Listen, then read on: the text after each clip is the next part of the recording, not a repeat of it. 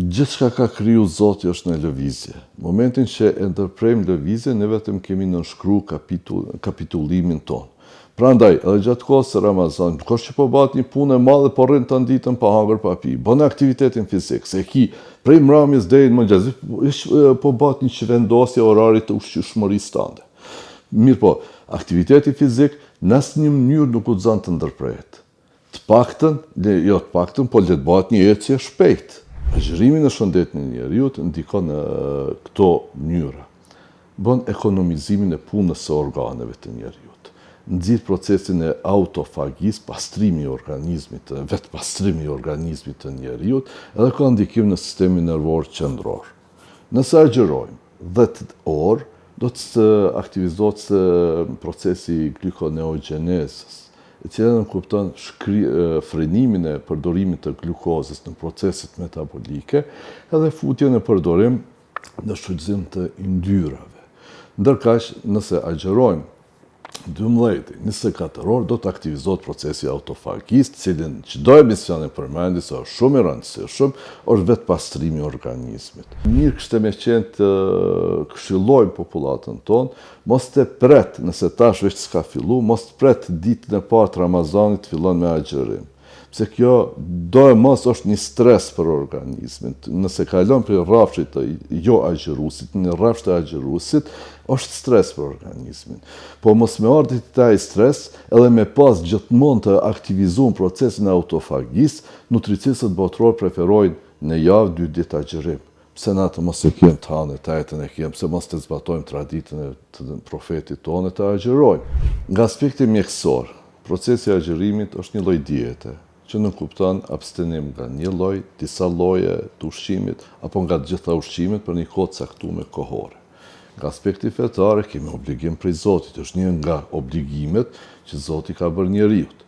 Mirë po, me punë shkencore është vërtetu se çdo obligim që Zoti ka bërë njeriut, ka ndikim të mirë për njeriun, dhe është pikërisht për të mirën e njeriut. Plotësimi, mos plotësimi tyne, as nuk e plotëson, as nuk e mangon Zotin, po ajo është për të mirën tonë. Ndërkaq, njerëz që nuk i kuptojnë gjanat, ignorantët, apo me paragjykime të ndryshme, nuk i pranojnë atë realitet që shkenca ka vërtetu. Pikërisht për punën kur është fjalat e agjërimit, ky proces është i mbjellur në natyrshmërinë e njeriut. Njeriu kur është i smut, nuk i hat, nuk i pijet, ajo bën një lloj agjërimi.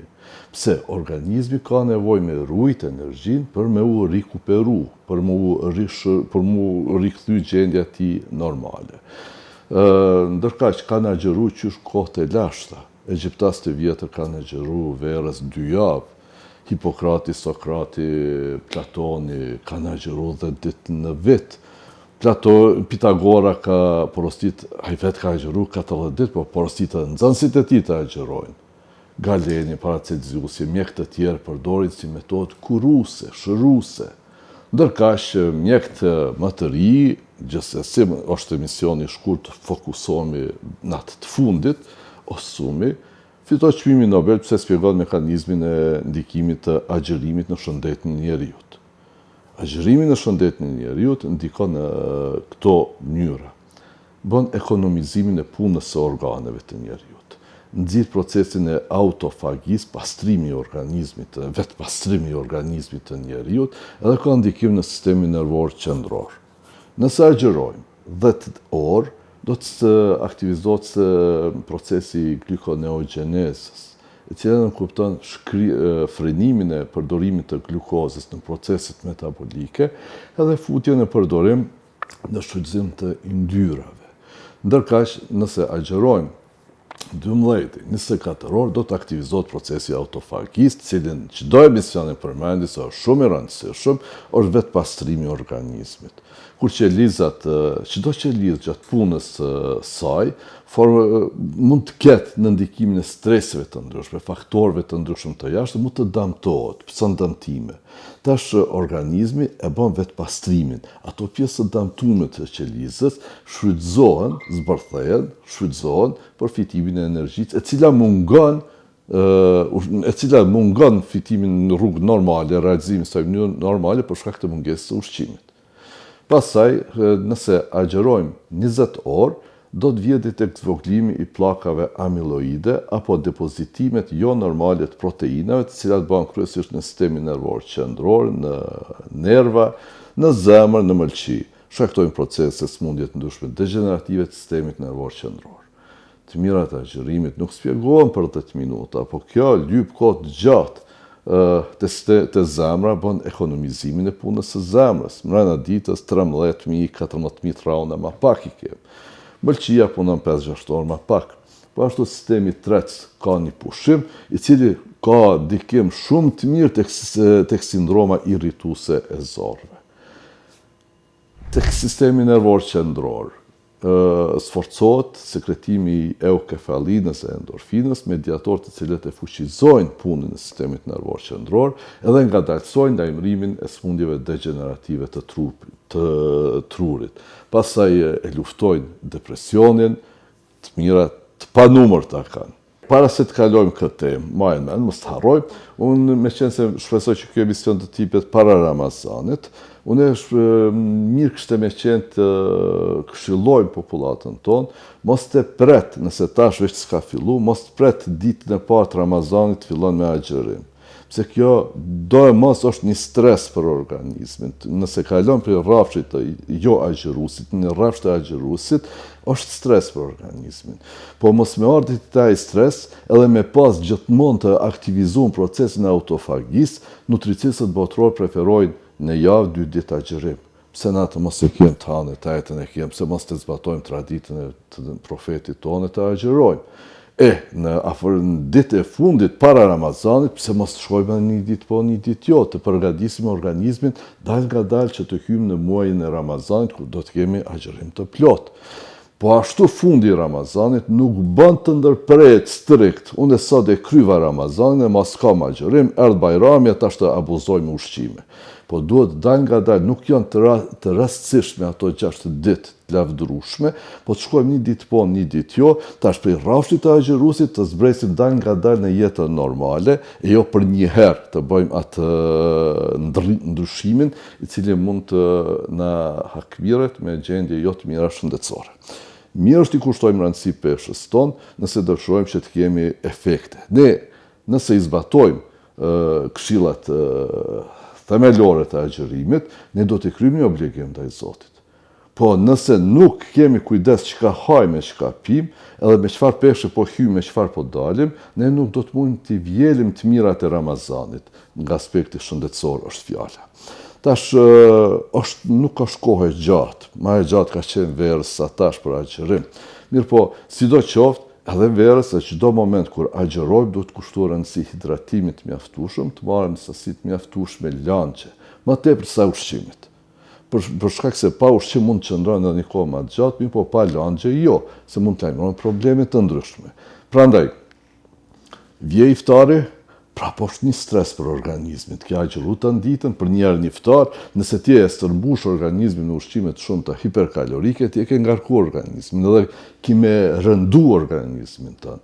Mirë është iftarit të prishet me një është dhe 2 gota ujë të pijen dal nga dal, sepse, si që thëtë Sami Frashëri, ujë që pijet nga dal e shunetja. E na mund me pi 1 litër ujë mos me shuetjet, po të pijet nga dal ujë me disa glënka, që kjo është edhe porosi profetike, atëherë ne do të arrijmë të fillojmë të bëjmë hidratimin e organizmit, se s'mund ta bëjmë vetëm me 2 gota. Të mirët 1, 2, 3 hurme, që të kthehet niveli i sheqerit në gjak, i cili është ushqimi vetëm për trurin.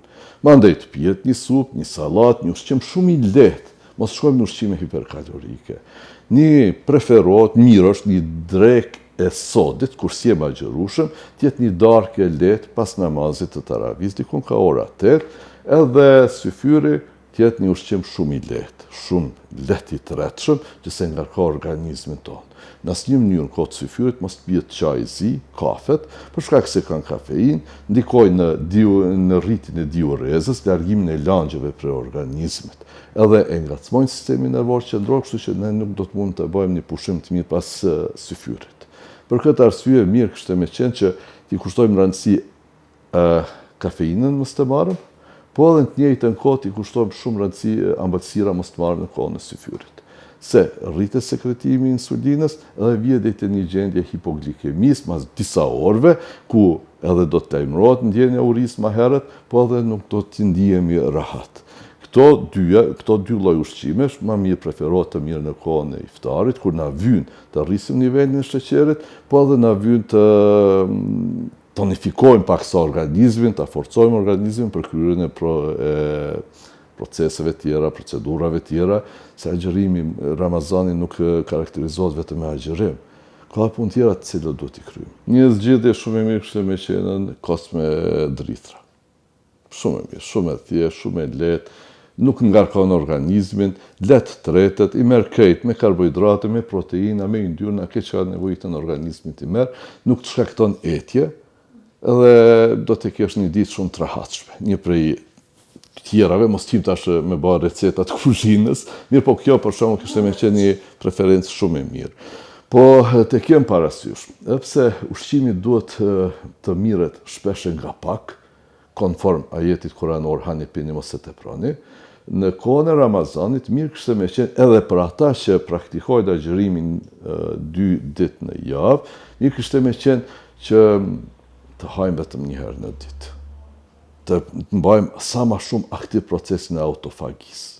Jo për personat që kanë probleme, po e kam fjalën për personat e shëndetshëm, të cilët doin të kenë një shëndet ende më të avancuar.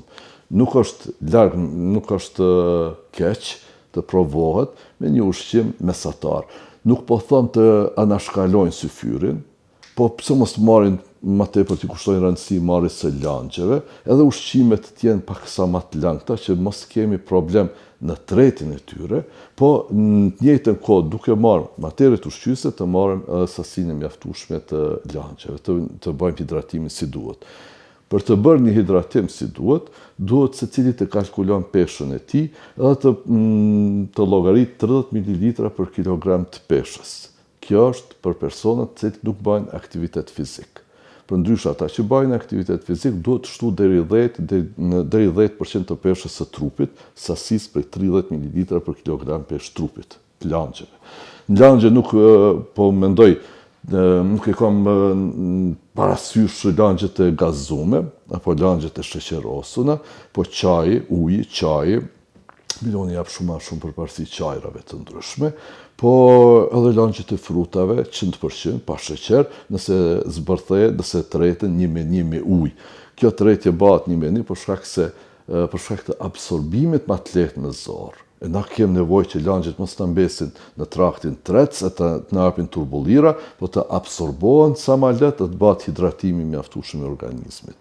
Mos të pijet për një herë, nëse kam nevojë 2 litra në 24 orë, mos të bëhet shprehi 1 litër për njerë të apim, për shkak se do të aktivizohet sistemi urinar, me largu langjet e tepërta nga organizmi që shkojnë si sinjal në qendrat për kontrollimin e langjeve në organizëm, edhe do të largohen langjet nga organizmi ende pa u bë hidratimi mjaftueshëm. Gjithçka ka kriju Zoti është në lëvizje. Momentin që e ndërprejmë lëvizje, ne vetëm kemi nënshkru kapitullimin tonë. Prandaj, edhe gjatë kohës së Ramazan, kush që po bëhet një punë e madhe, po rrin të ditën pa hangër pa pi, bën aktivitetin fizik, se prej mramjes deri në mëngjes, po bëhet një çvendosje orarit të ushqyeshmërisë tande. Mirë po, aktiviteti fizik në asnjë mënyrë nuk guxon të ndërprehet. Të paktën, po le të bëhet një ecje shpejt. Një ecje shpejt para iftarit është më e preferuar, pra të personat që dojnë me humb peshë, një ecje shpejt. Po lypi më shku me bë aktivitete të rënda fizike. Aktivitetet e intensitetit paksa më të rënd preferohet të bëhen pas namazit, pas iftarit, më falni. Ndërkaq para iftarit preferohet ecje shpejt, gjimnastik, lëvizje nyjeve, jo të nditën të ri para televizionit, edhe pse jo ma gjërushëm, edhe të rritë pushoj. Po bën kush gjatë diçka jo normale. Diçka të jashtëzakonshme që po të dëmton shumë. Që vazhdoj jetën, bëni aktivitetin fizik se kur gjë agjërimi nuk të pengon. Mos të marrë me panik, po të marrë me vullnet, edhe gjithsesi gjithçka do të shkon mirë. Kur s'ka shi bën breshër. Kështu që nëse nuk ka mundësi me dalë me bë plus kësaj, se kjo është aktivitet i përditshëm. Nuk është diçka që po bën një punë tepër të madhe, për kry një punë të përditshme. Po nëse i shtohet kësaj edhe aktiviteti fizik formën së ecjes, një gjimnastik trupore, kjo veç sa do të plotëson atë kuotën e aktiviteteve fizike, apo nevojën për aktivitet fizik brenda ditës. Vetëm punë rreth shtëpisë, tash jemi të vetëdijshëm se gjithçka po automatizohet, po digitalizohet. Kështu që edhe ato punë shtëpisë nuk janë sikur ato që kanë pasur nanat tona, po që kanë qenë para një kohë më të gjatë. Kështu që mirë është të shtohet aktivitetit fizik, atij aktivitetit përditshëm, të shtohen edhe aktivitetit të rregullta fizike. S'po lypë me shku në fitnese, s'po lypë me humb kohë me diçku, po shfrytëzohet çdo moment me bë lëvizje. E ke liftin, mos e shfrytëzoj liftin, shko shkallëve në kam, hec. Ki një punë me kry, dil krye në kam, jo me automobil. Et sa më shumë që është e mundës, se ecja është ajo që së bashku me një ushqyeshmëri të mirë, sigurisht se kontribuojnë shumë në mirëqenien biopsikosociale të njerëzit. Në çdo njeri, pa marrë parasysh a mëson a nuk mëson, apo aktivitet fizik apo nuk bën, ka nevojë që të merr në proporcionet e duhura mikro-makronutrientët. Ushqimi i tij mos tjetë i bazuar në fast food, në ushqime të procesume, po tjetë ushqim sa më natyral, sa më jo i trajtuar me konservancë të ndryshëm, edhe tjetë i pasur me mikro dhe makronutrientët.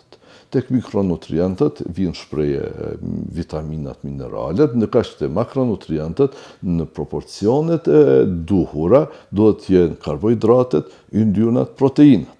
Ajo përqindje tash për tash që mendohet se është e duhura, është 50-55% karbohidrate komplekse. Jo tash karbohidrate po shkoj po ha baklav.